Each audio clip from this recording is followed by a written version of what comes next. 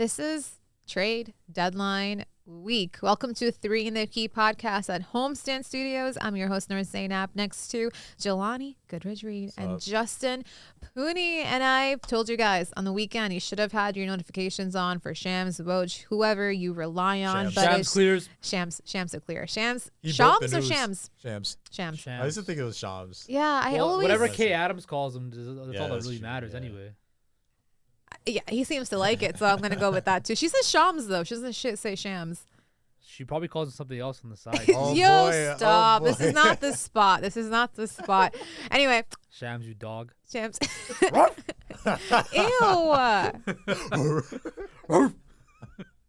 There's too much testosterone in this room for me. I can't handle it. But anyway, back on track. If you had Shams notifications on this past weekend, then you would know Kyrie Irving broke the internet and the NBA and the league once again. And Why? Lakers fans' hearts. And Lakers fans' hearts. That wasn't Kyrie, because Kyrie wanted to go there. That's on Jeannie Buss and Patrick. And sorry. Well, Josiah had something to say about it. Can I get to it? Can I get to it? Sorry, you keep on teasing. You keep bringing up Kay Adams and Shams. I'm trying to move on to a spot, and you're just, for the love of God, you should have a daily word count. You want to count per episode? You can only say 50 words. That's it. Nothing more than that. That's small. Yeah, that's what we need from him. You better choose those words wisely too. Good luck, brother. Anyway, yeah, keep it. No, that's one word already now. That's 48 words now.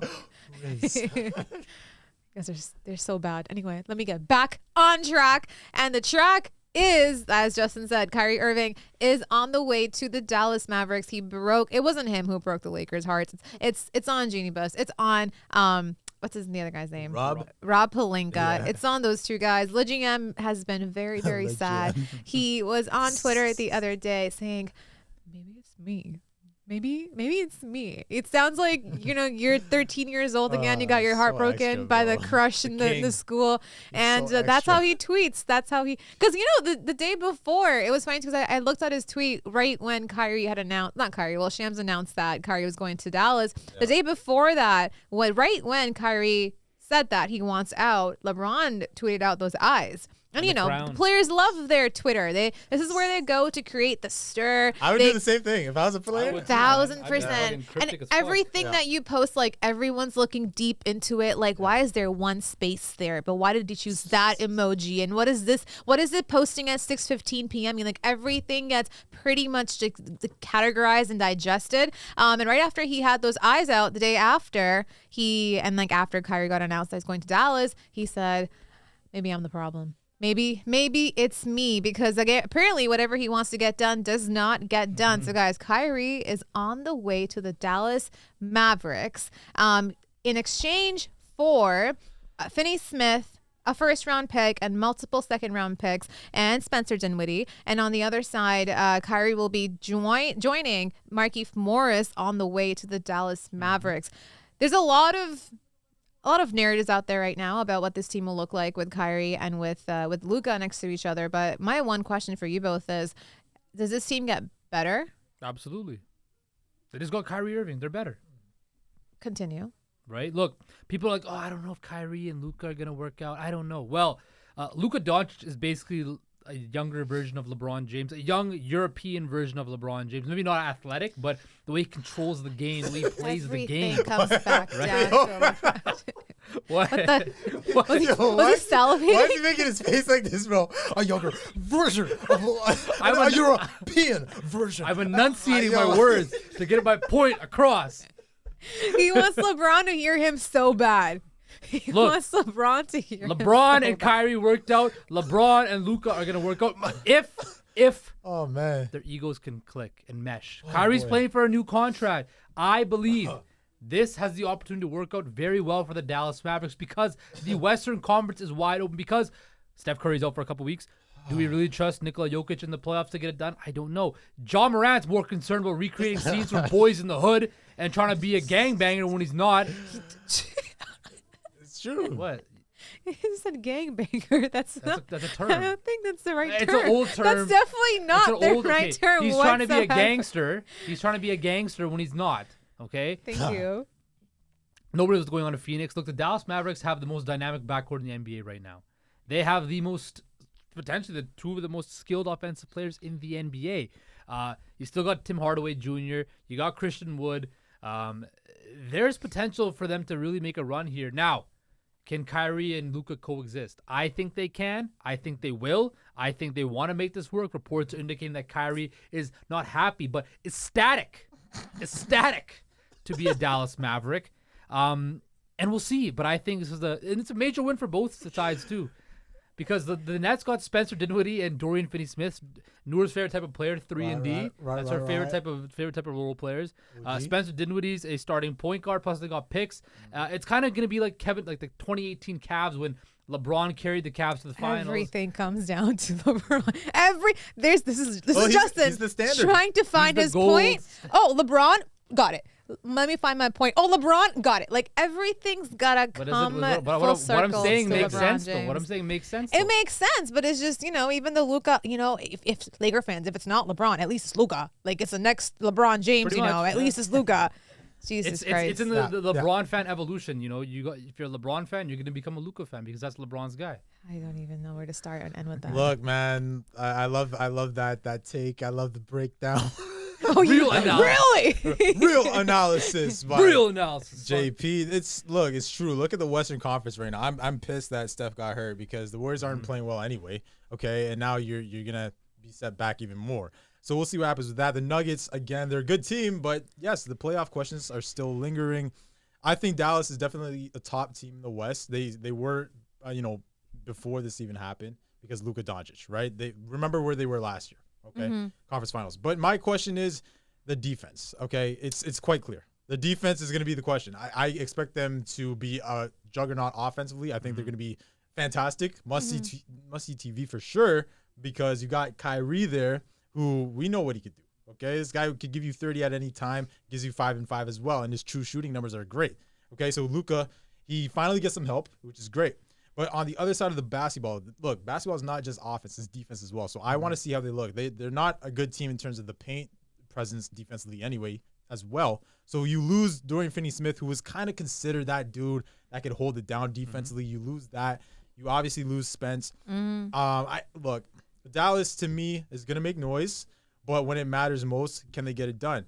The questions are the defense. Like, will the defense be able to show up? But in terms of this deal, I think it had to be done because you understand Luka Doncic is there. But remember, this is a new NBA. These guys can request out whenever they want to. The contract is still there, but you never know. Is he happy? Is he not? You got to make sure your superstars are happy, and you have to know because they used to have Dirk Nowitzki. They never got him a dude beside. Look, they had Nash and stuff like that, but I'm talking about Stevenson. Oh boy, yeah. But I'm talking about like a guy like Kyrie who could come in and help Luka out. We saw Dirk win it by himself, right? But I don't think that's what they want to do here. No, they want to give. They can't. Yeah, they can't afford it. I think they see that there's an opportunity here in the Western Conference.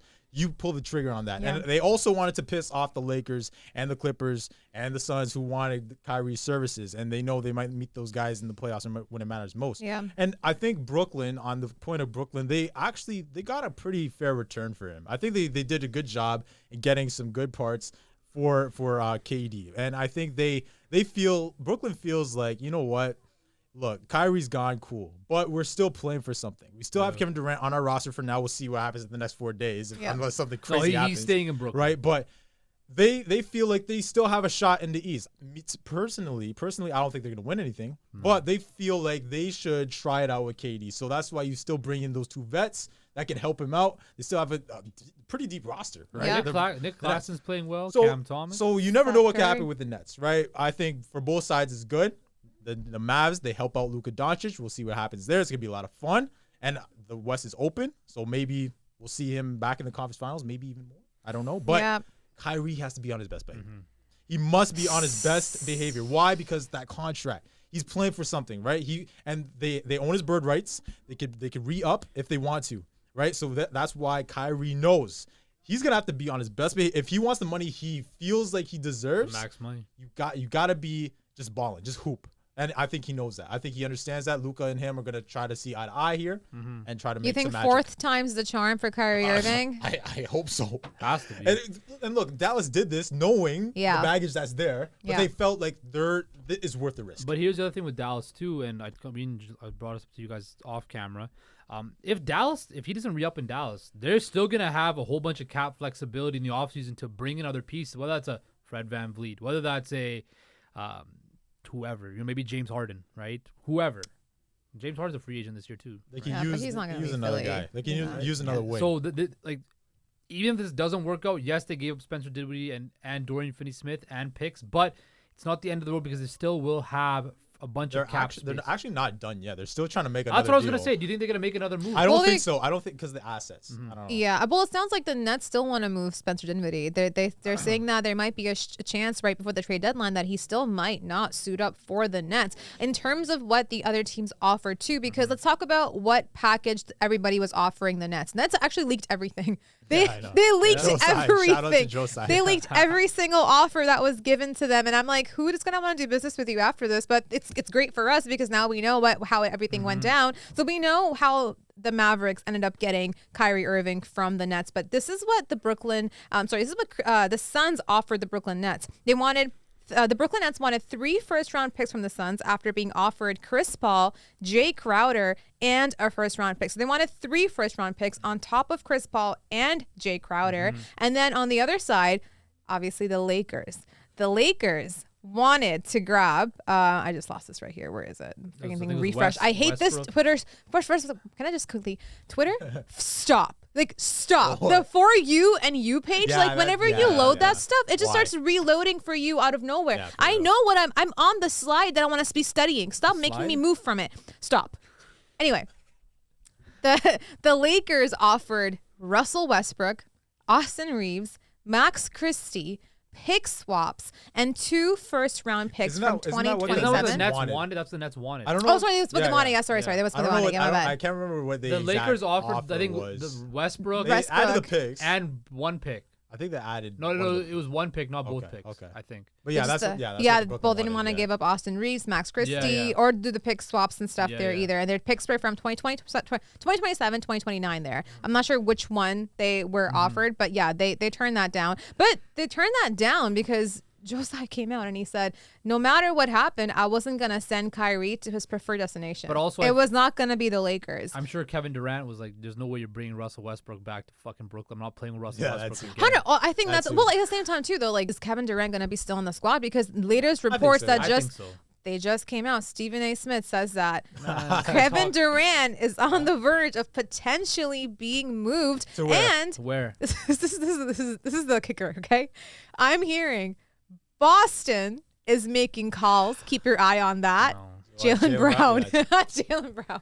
Why would the Boston Celtics do that? They wouldn't do that. No. I think the one team I'm looking at is Phoenix. That's the one team I could see. Like I can't see another. And don't say the Raptors. Stop. Yeah, no, the Raptors. Stop the fucking because bullshit I'm with the seeing Raptors Justin Noor. I'm seeing a lot of the Raptors, propaganda out there and KD coming to Toronto. That's not gonna happen. Okay, he wouldn't want to come here. We don't have the guys that they want. Maybe they might want Fred or OG or it's not gonna happen. Okay, Masai's not gonna do business with them.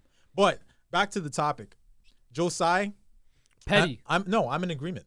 I too am in agreement. Why would I reward Kyrie Irving? Why would I reward him for what? Okay, he signed a deal, right? Yeah. He signed a deal.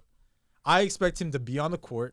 Play for us, try to win us a chip. Yeah. And there was so much that happened during this duration. They biggest failure in NBA history. I said that last show. They accommodated him for everything. So why would I give him the freedom to go where he wants to go? For sure. When I was expecting a chip, when I was expecting some playoff success, when I was expecting him to show up to work, when I was expecting him to show up to practice, when I was expecting him to show up and not say stuff, outlandish stuff that pissed off our whole organization, our fans. Why would I do that? When he didn't show up for the city of Brooklyn, when called upon, right? The borough of Brooklyn. Yeah. Same thing. And when, look, bro. Are you on drugs? Same thing. Okay, when you were Mr. New York, I just want to. I was there last month. Yeah, I know. And then when you're talking, shout out Barclays and the mall right beside. It's okay. And it's I'm okay. mad. But yeah, and then the fans, like, there's so much going on there. You cannot reward him for that. And why would I help the Lakers? No team likes the Lakers anyway. Yep. We know this from the days of Pop. I don't even Remember, like the Lakers. Greg Popovich, when he said, "I'm never trading with the Lakers," why would I help them out? So I'm not surprised by this. If I'm owning the Brooklyn Nets, after what I saw with Kyrie Irving and what I'm seeing, the Lakers want him so bad. That's great. That's fantastic. Why do I have to help you out? Absolutely. If I feel like there's a better deal out there for me, cool.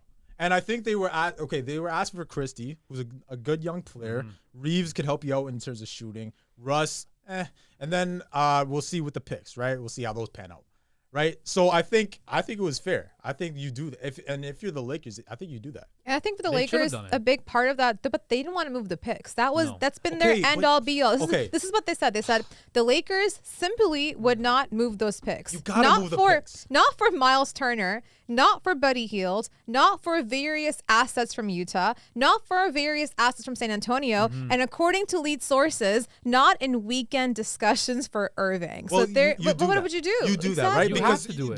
this. You got to Lakers capitalize team, on this LeBron. You understand LeBron's getting older. He's still balling, He's but he's tweeting getting out older. cryptic tweets like an emo 13-year-old girl. You got to give him some help. Because he's pissed. He's He feels like this. If you bring Kyrie in the door with a healthy Anthony Davis, you never know what could happen. You never know what could happen. They could get hot. So I don't know. Look, I think one other thing. Sorry to cut you off. I'm used to it. Actually, no, you go ahead. Go ahead. Are you sure? Yeah. You positive? Yeah. Because it might give me a fuel to my argument. Really? Yeah.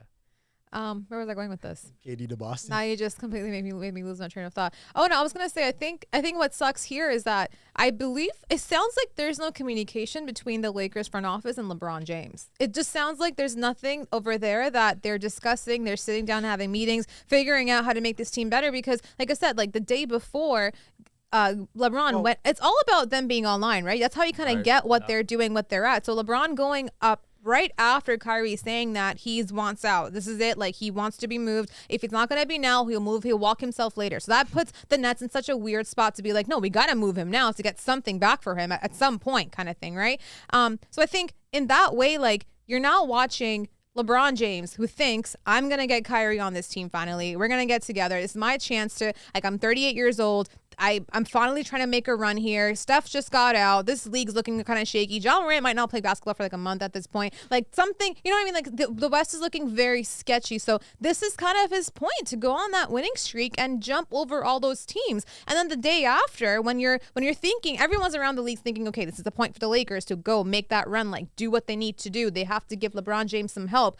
And then for them not to have that meeting with him to figure out why, and LeBron to go, again, we're just speculating based off what he's saying when he gets online. But from the sounds of it, it just seems like he wanted this to happen. The Lakers couldn't make this happen or didn't want to make it happen. And now where does that leave LeBron and his relationship with the Lakers? Well, that's the $1 billion question right now.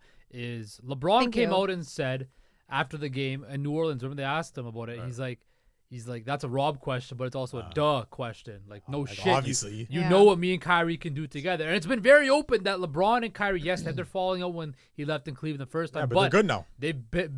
They've mended fences, and Kyrie wanted to go back to LeBron and play in LA because we also know he's Kobe's guy. Like, he was one of Kobe's main guys, and he wants to play and wear the same jersey that Kobe Bryant wore. War, excuse me. Weird. Sorry. Look. English is my second language. Love's my first language. Anyway, when I'm LeBron James, why would I put any faith in Jeannie Buss and Rob Shout Pelinka? out Jeannie. Like, shout out Rob. But also the other thing is this, right? Jeannie Buss is not one of those owners that's swimming in money. Yes, the Lakers are a historic franchise, but they don't have money to be shelling out like the Warriors or even Mark Cuban or other these guys that have a whole bunch of money to pay the luxury tax bills, right? Jeannie Buss can't do that. Right? And bringing in Kyrie and having, ability to, re-up him and then paying more luxury tax, right? That's something the Lakers have been very evident they don't want to do. And the one thing I will say this about Dan Gilbert, he wrote that BS fucking letter when he left the first one. But the second time he came back, he paid no matter what. Whatever LeBron wanted, he got. Got it done. Right? He paid the luxury tax bills, and LeBron's not getting that in L.A.